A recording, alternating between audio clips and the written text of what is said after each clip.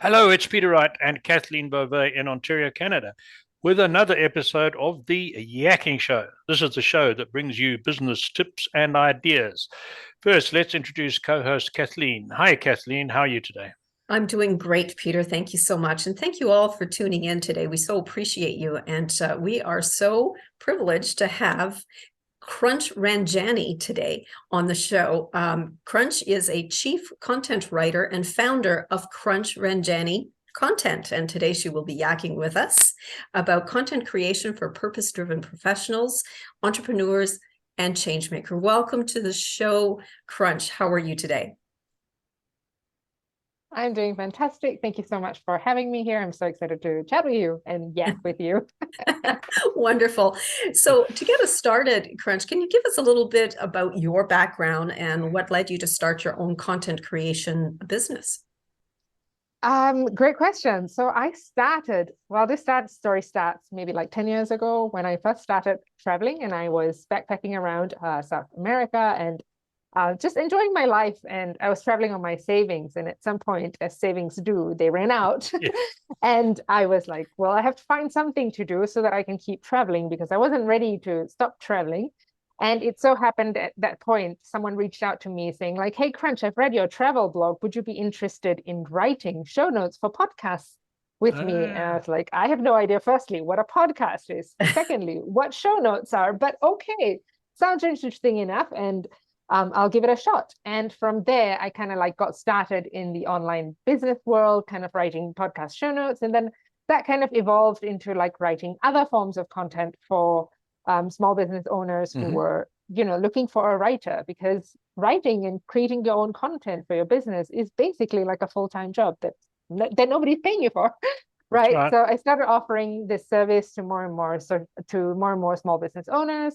And it just kind of grew and evolved to become what it is today. And what I do today is basically I help purpose-driven entrepreneurs, professionals, change makers feel lighter in their businesses by helping them simplify their content so that they can amplify their impact. So, Crunch, I just want to jump in if I can, Peter, for 1 minute. Sure. So you said it just grew. Was there something that you were doing? Was it just word of mouth? How did it grow to be so successful? Mainly it was through referrals and word of mouth, kind of like people just who worked with me and loved what I was doing or loved my work that I did for them, and they would tell their friends, because I feel like in this day and age, everybody needs to have an online presence if you're running a business so that your audience can find you. Because what are people doing when they have a problem? They head straight to Google and type in, how do I fix my neck pain? Right? And then if your website appears because they're searching this with valuable information about how to solve their neck pain and like exercises that you can do to relieve neck pain and all this kind of like useful content that you've published on your website, that's how they're going to get to know you. They're going to like you. They're going to trust you and kind of like form that relationship with you. And eventually, like they realize like, oh, when I do need like more extensive help, this is the person that I'm going to seek out because they've already helped me with all the free content that they've been providing this far, you know? So I think it's just like being kind of a need that everybody has, or a lot of business owners have, especially like smaller business owners who don't have a marketing person on their team to write their content for them. So they're very eager to outsource this. And when they find someone that they can trust, especially if it comes as a referral from someone that they know, they're very happy to, like, yes, Crutch, just take this off my plate. I don't ever want to think about another blog post or Oh, that's that's brilliant. Well done. But now let's pick up on the people that you help. You focus on three categories: purpose-driven professionals, entrepreneurs, and change makers. So that sort of narrows down the people that you do work for. How important is it to narrow that niche in a small business's marketing and focus on a small group there? How have you found that? I think it is very important. And I'm sure like most business owners know that when you're speaking to everybody, you're speaking to nobody, right? Mhm. Like we don't want people to be, to be speaking, like to be giving out this generic message that could apply to me and my dad and my dog. like that's not the kind of people that we want to talk to. We want to talk to people who can identify with us on every level that makes a difference to us. And that's why it's so important to find your niche. And I feel like people get confused about like what your niche should be or like how narrow it should be. But I think like as long as you're clear about, the person that you're working with, like their values, their beliefs, like what drives them, what keeps them up at night, like what problems do they have that they need solving?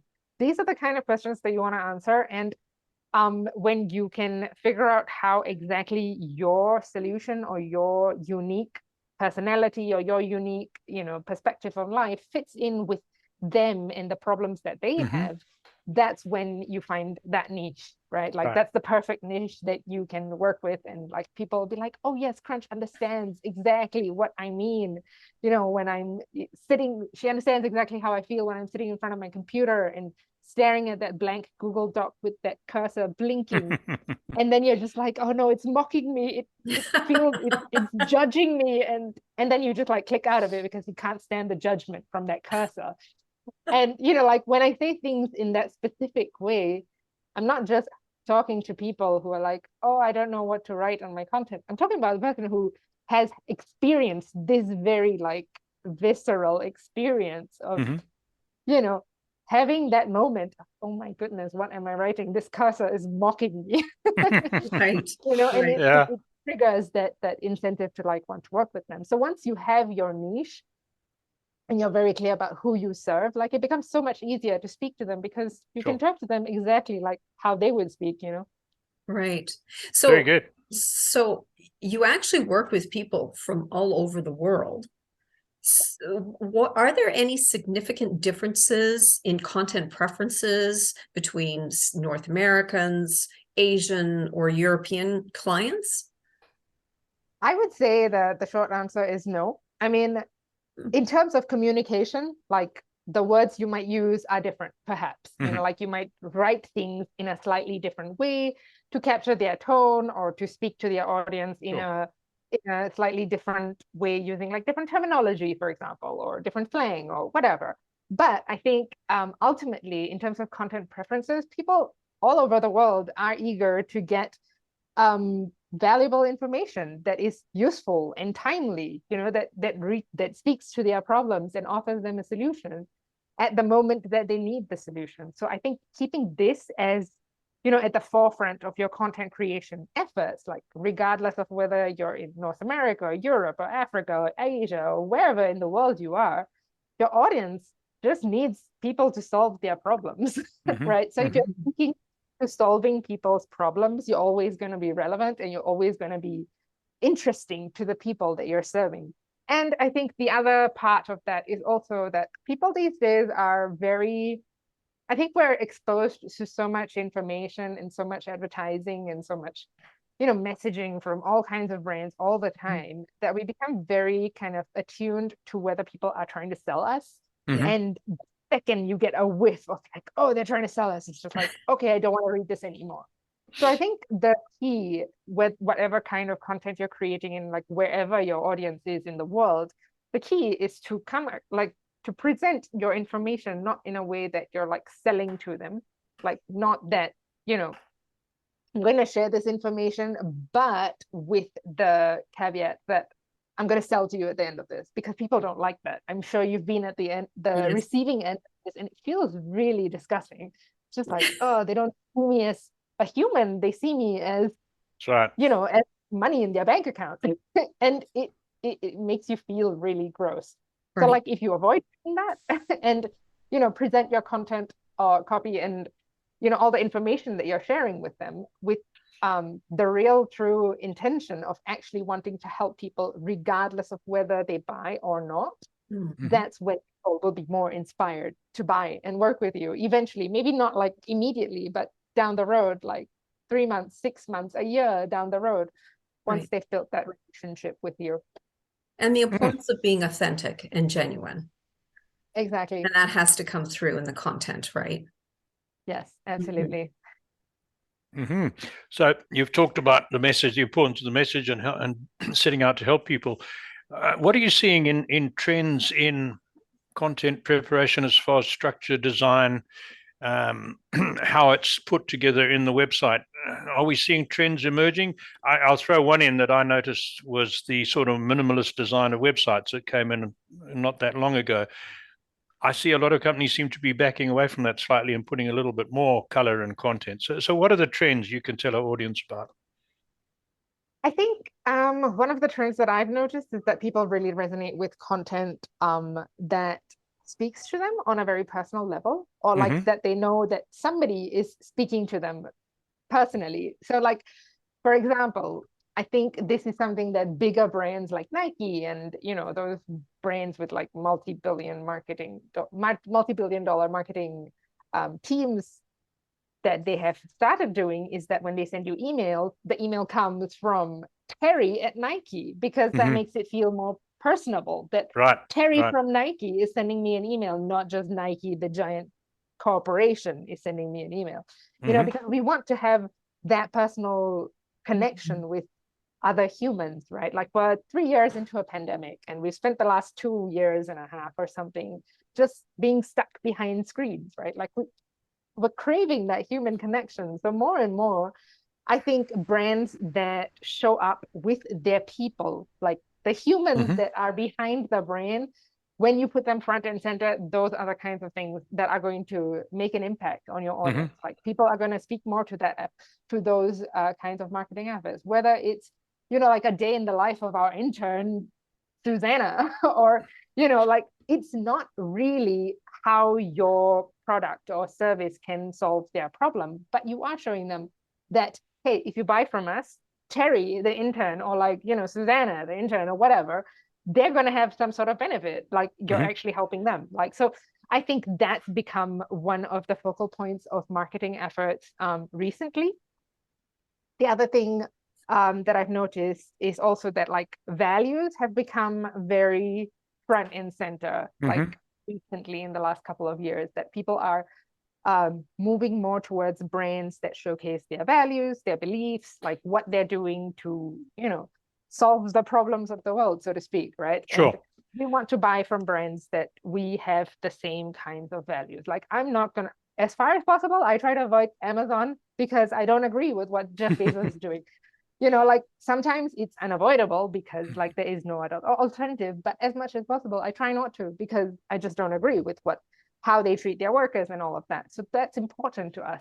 And I think the younger generations, especially, like they are very, very aware of, you know, companies that are doing more for like environmental efforts, for efforts in terms of like sustainability, paying their workers well, you know, profit sharing. These are things that are important to the newer generation, and it's important for us to, you know, speak to them in a way that captures this part of them that craves the idea that like, okay, this corporation or this company is doing something good with their dollars that I'm giving them, right? They want to know that their dollars are going to a good place. So highlighting that on your website somewhere is, I think, going to be something that makes the difference between like whether your brand is successful or not. And I think in terms of, like you mentioned, structure and design, another thing that I think is becoming like on the upward rise is kind of things to do with accessibility.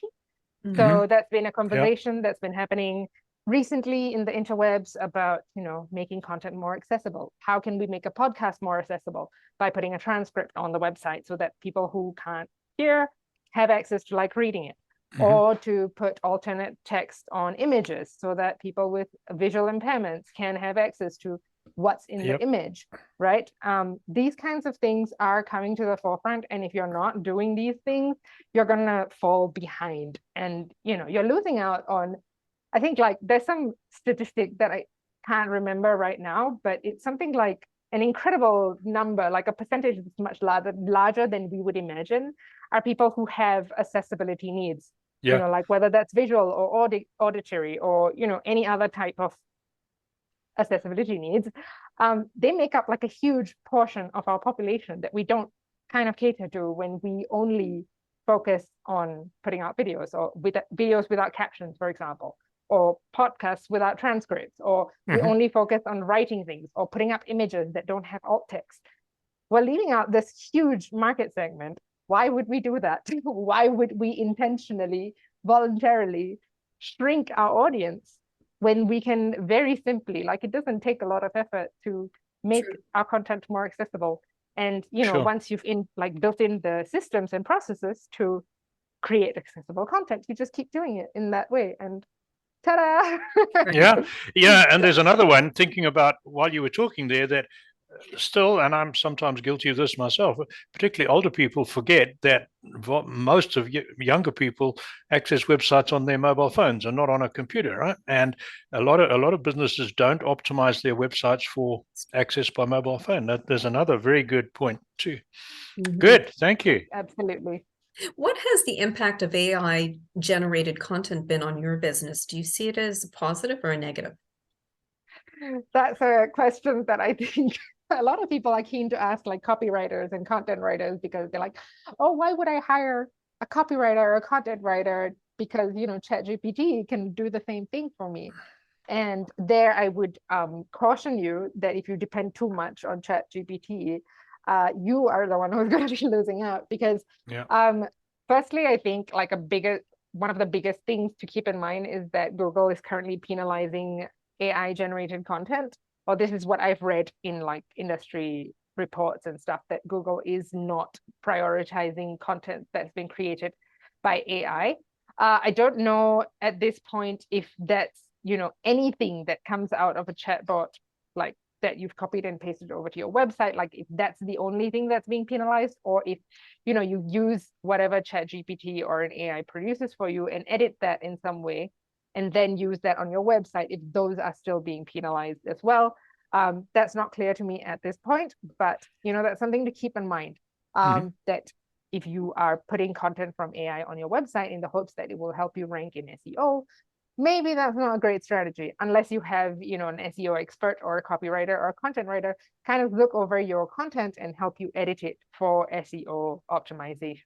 The other thing is that I think that ChatGPT or any AI bots, in terms of writing content for your website or for social media, it's a great starting point, but it can't be, like whatever it produces is not usually ready for you to just copy and paste it over to your website, because what ChatGPT produces is what you give it, right? Like it can only produce as much as your input is. Its output is defined by your input. So if you tell it, like, write me a social media caption for Instagram, it will write you something generic that any Tom, Dick, or Harry could have written.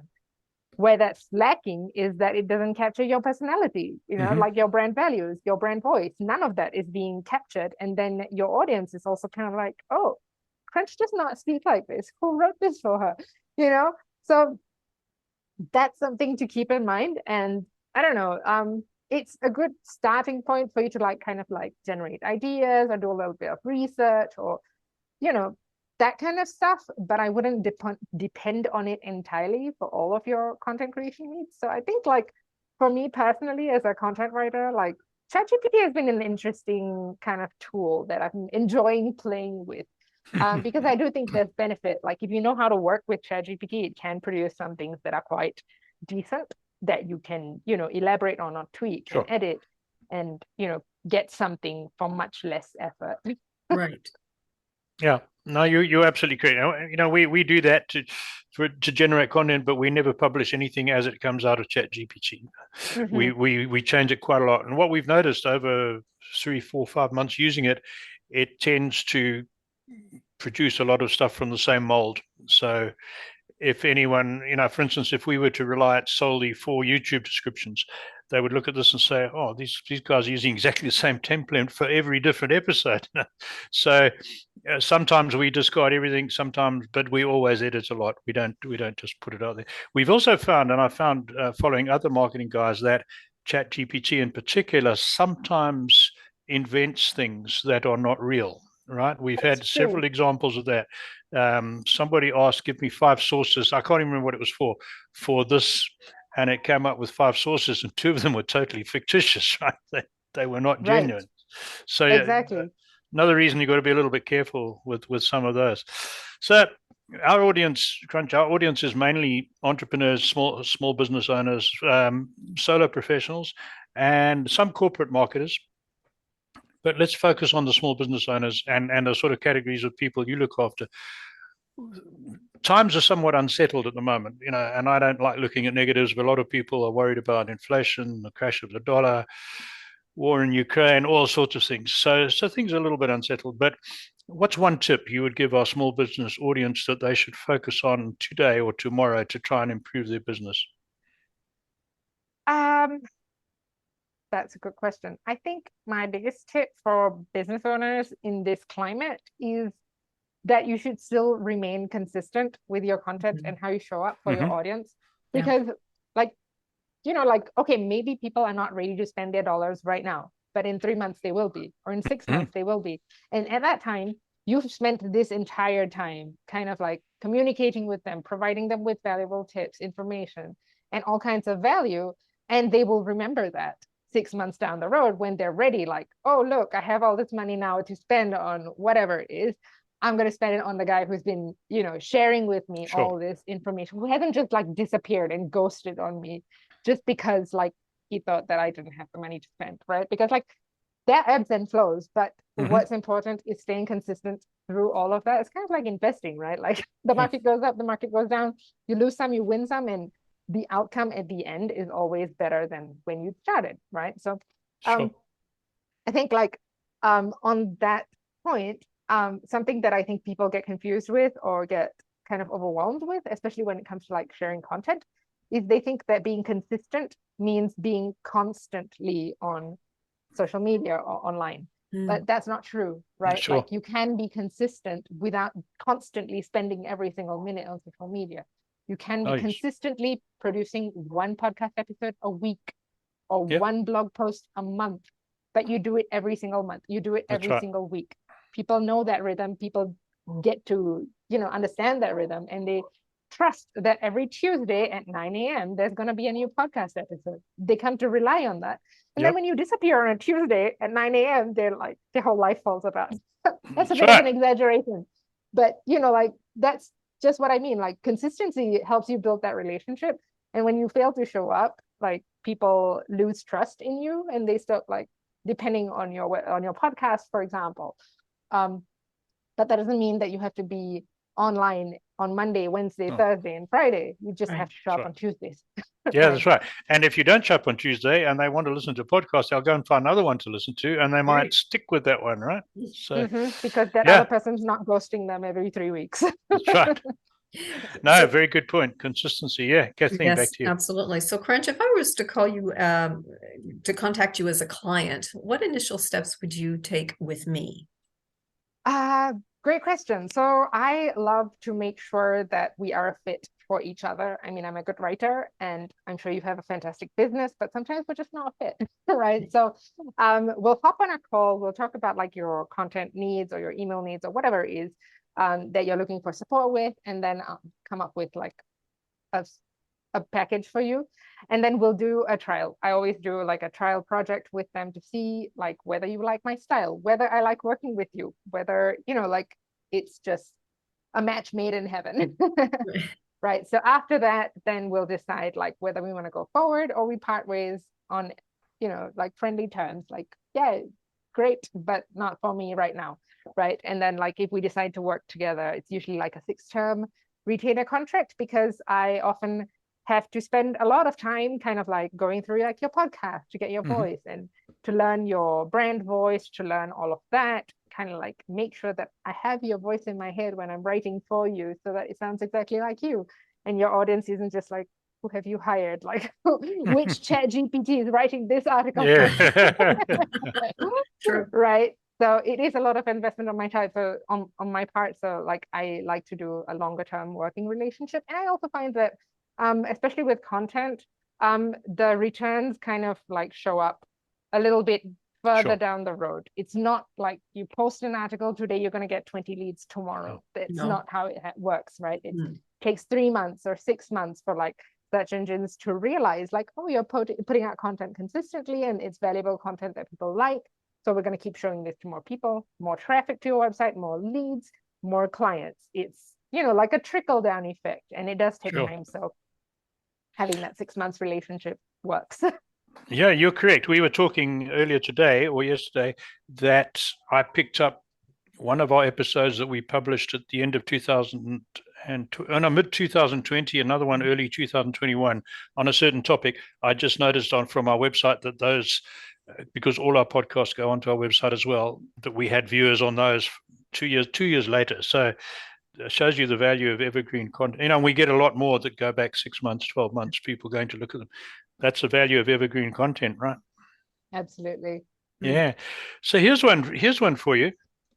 We ask all our business guests, and especially we like to hear from our successful guests, and you've been very successful. If you look at all the people you've met, that you've worked with, and perhaps some you haven't, is there a single characteristic or mindset that differentiates those who become successful business leaders from those that remain average? And I mean success in a broad sense, not just accumulating wealth, being happy, finding purpose in life. Is there one thing, or is it more complicated? I would say it's probably more complicated, but I think speaking to like business success, I think for a lot of business owners that I know, like being able to show up as themselves for their businesses, especially if they're small business owners where their clients have very close interactions with them, and they have these deep relationships with their clients, right? Their clients know them, they like them, they I think at that point, being able to get that glimpse into the person's personal life, or whatever else is going on in your life, like you're not just the person who runs this business, you're also a parent, you are, I don't know, you enjoy taking walks, you enjoy cooking, you enjoy like a multitude of different things. And I think when we show up with the multitudes that make up ourselves in our businesses, that's how you find success, because that way you can, it personalizes the business for other people, right? Then it humanizes the business. Humanizes, sure. We're not just working with like Nike, that's a giant corporation, and we don't really care about Terry from marketing who's sending us an email. We're working with Peter, who is interested in books and who's interested in going to the countryside or whatever. And we know these things about them. And therefore, like, I think those relationships flourish, and then your business flourishes, and also like the rest of your life. So I think trying to not, like put up those barriers between your lives. Obviously, like boundaries are important, but, not having that separation of work and life in that sense of, like my clients should never know if I'm having a bad day. They want to know if you're having a bad day because they care about you. Yes. That's right. Yeah. So I think that's important. I absolutely agree with that, Crunch, because I'll give you an example. And this is, people are drawn to people's personal stories. They really are, because it just humanizes them and makes them relatable. I'll give you an example. There's a business on this woman who's really does live Facebook videos all the time. She's out of Quebec, and she sells makeup, and she does her makeup on screen through live Facebook.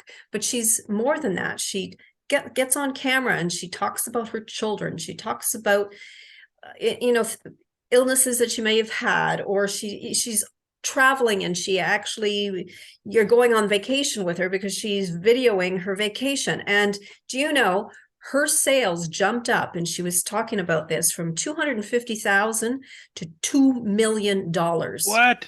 Just by talking about herself and just, putting herself out there. That's the impact of what a personal connection can do for a business. That's absolutely agree with that. Yeah. So how do people contact you, Crunch? They need content. How do they contact you? You can reach out to me via my website. I actually have like a content ideas freebie for business owners if they are struggling to figure out like what to post, right? So there's a freebie that you can download. But my website is ranjani.com. You can also connect with me on LinkedIn and Instagram. I'm also on Facebook, but not super active on there. So LinkedIn or Instagram on my website are perfect. Get in touch. I would be more than happy to set up a time for us to chat and see what content support can look like for your business and how that can, amplify your impact in the world. Wonderful. Excellent. Thank you very much. And for our audio listeners, all those details will be in the description on whatever platform you listen to this podcast on, plus, of course, our website. And if we have an interesting guest, we've had an interesting guest today, we'll have more coming next week. If you'd like to make sure you don't miss the news of our forthcoming guests while you're on the website, sign up for our weekly newsletter. We only send you one email a week, theyakkingshow.com. Thanks, Crunch. Back to Kathleen. Well, thank you. Thank you again, Crunch, for being on the show today. We so appreciated having you. And thank you all again for tuning in. And if anyone is interested in being a guest on our show, all you need to do is go to theyakkingshow.com, click on the contacts tab, where you will find a very short application form. We'd love to hear from you. And please let us know what topics are of interest to you. Please let us know in the comments section. We'd love, again, to hear from you. So until next time, take care, everyone. Bye-bye. Goodbye.